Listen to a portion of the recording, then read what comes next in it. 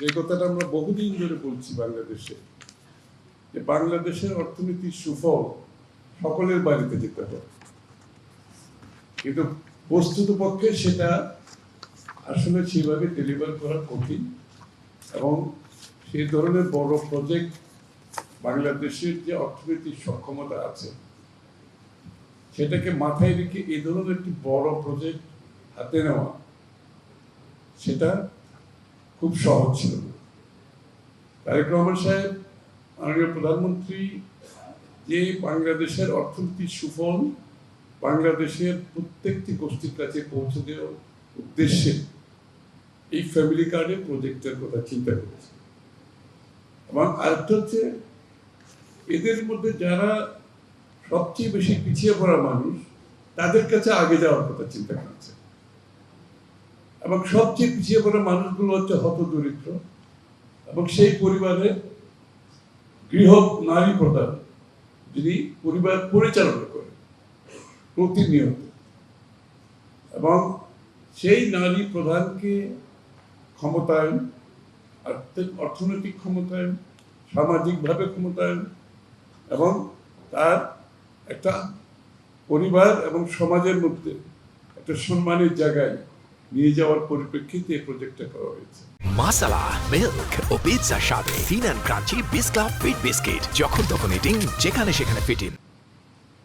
এই প্রজেক্টটি কিন্তু বাংলাদেশের বাজেটের একটি বড় অংশ কিন্তু, এবং এই বাজেট আমরা প্রণয়ন করার এই প্রকল্প চিন্তা করার সময় আমরা এই বাজেট কিভাবে মোকাবেলা করব সেটাও কিন্তু এটার উপর প্রচুর কাজ হয়েছে।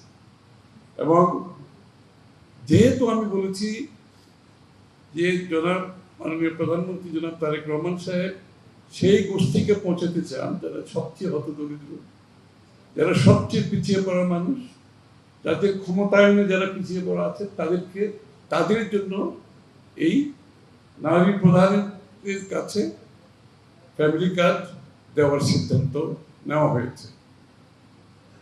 এবং এই সিদ্ধান্তটি শুধু যে একটা বড় সাহসী সিদ্ধান্তটা নয়, এই প্রজেক্টটাকে আমরা স্বচ্ছতার সাথে কিভাবে বাস্তবায়ন করব সেটাও আমরা বিবেচনায় নিয়েছি।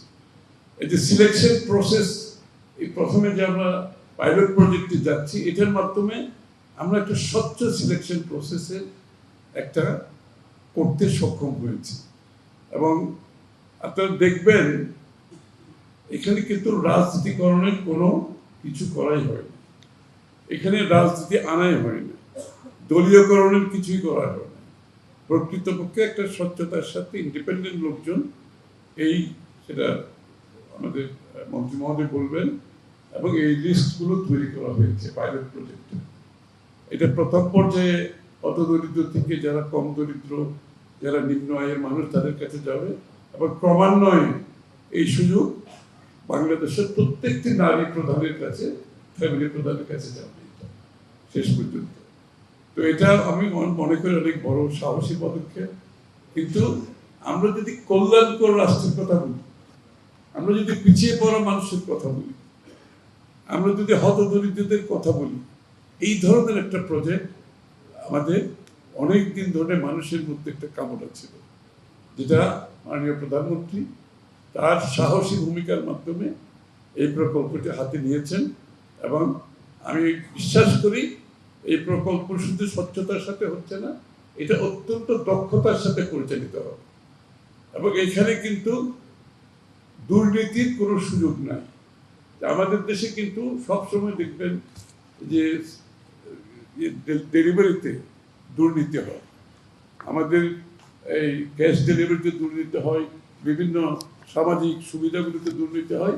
এখানে কিন্তু সেটারও সুযোগ নেই। এই কার্ডের মাধ্যমে তারা আগামী দিনে ক্ষমতায়ন হবে, আর্থিকভাবে ক্ষমতায়ন হবে, সামাজিকভাবে ক্ষমতায়ন হবে। সবচেয়ে বড় কথা হচ্ছে তাদের জীবনযাত্রার মানে একটা বড় পরিবর্তন আসবে। এই ২৫০০ টাকা একটা হতদরিদ্র নিম্ন আয়ের মানুষের জন্য তার দৈনন্দিন সংসার পরিচালনার জন্য কত বড় একটা সাহস দেবে, কত বড় একটা সুযোগ সৃষ্টি করেছে এটা বলার অপেক্ষা রাখে না।